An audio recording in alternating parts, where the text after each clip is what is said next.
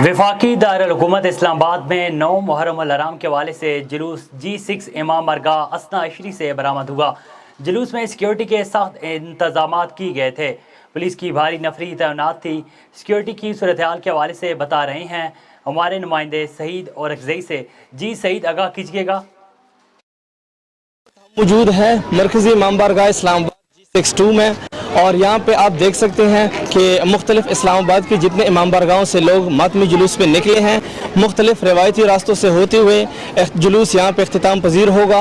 और अगर सिक्योरिटी के हवाले से बात की जाए तो आप मेरे पीछे देख सकते हैं कि पुलिस एहलकार सख्ती से सिक्योरिटी के इंतजाम कर रहे हैं। वजारत दाखिला के मुताबिक इस्लामाबाद में टोटल 20,000 से ज़ायद पुलिस तैनात की गई है, जिसमें मुख्तलिफ सिक्योरिटी फोर्सेस हैं और मकामी सिक्योरिटी भी शामिल है। वॉक थ्रू गेट्स लगाए गए हैं, मेल फीमेल दोनों सिक्योरिटी इसमें शामिल हैं। जी